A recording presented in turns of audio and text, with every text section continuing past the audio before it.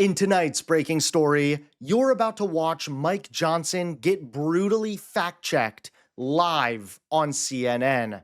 That's right, things just keep getting worse for poor old Mike Johnson.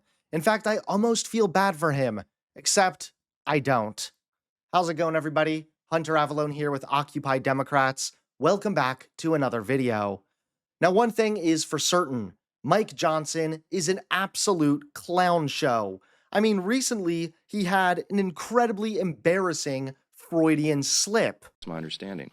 With regard to the swastika thing, this happened last night. A Republican congressman, allegedly one of his staffers had something in the background or something in a Zoom. That's what I heard this morning. He says that that's not his, and there's a proper investigation ongoing, and the congressman did exactly what he should have done, and that is report it. It's under investigation, and I can't comment on it any further until that's done, but I will say, obviously, that is not the principles of the Republican Party. We stand for the founding principles of America. You want me to articulate them for you right now? Individual freedom, limited government, the rule of law, peace through strength, fiscal responsibility, free markets, human dignity, the things that lead to human flourishing. We have stood against that. We fought the Nazis. We defended that evil ideology. Of course, this Freudian slip was incredibly embarrassing, and the internet did not hold back, mocking Mike Johnson into oblivion. But now, things just got even worse. That's right, in tonight's top story, Mike Johnson just got brutally fact-checked live on CNN. Take a look at tonight's top story. Mike Johnson's meltdown on CNN just backfired spectacularly. During a live interview with Jake Tapper, the House Speaker tried to claim Democrats were the ones responsible for keeping the government shut down. He insisted they had turned off the funding streams and could end the shutdown immediately. But Tapper wasn't having it. He cut in to deliver a brutal on-air fact check, reminding Johnson that Republicans currently control the House, the Senate, and the White House. Tapper explained that what's really happening is Russ Vought, Trump's budget director, is using the shutdown as a chance to fire government workers, part of his long-term plan to shrink the federal workforce under Project 2025. In other words, this isn't about Democrats blocking funding, it's about Republicans weaponizing the shutdown itself. Johnson was clearly caught off guard, stammering before fumbling an answer about back pay, an issue Trump has openly said he might oppose.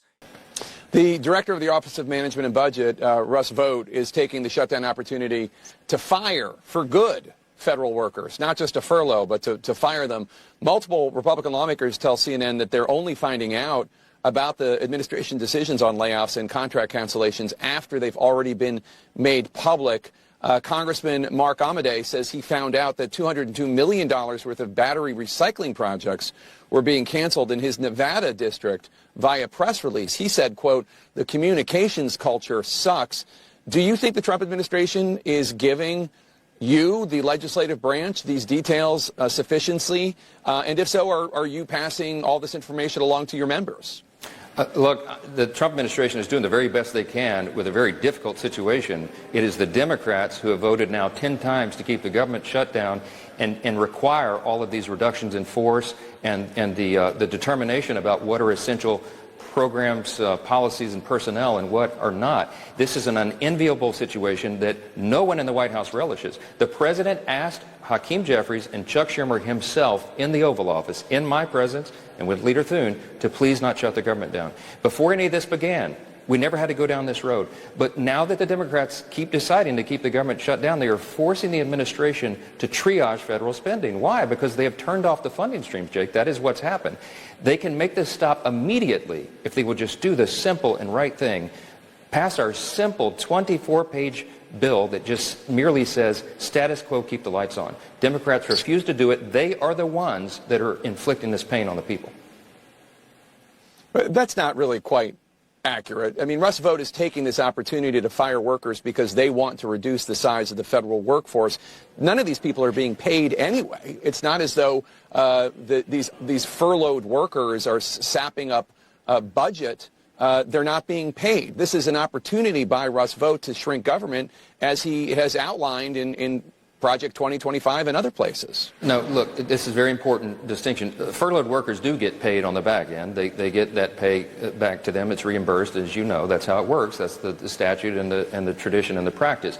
Russ Vought does want to reduce the size and scope of government, as does every common sense American, because the federal government is too big. It does too many things, and it does almost nothing well. As Reagan said, government is not the solution to our problem. Government is the problem. We want to reform it. But this is a very important point, Jake.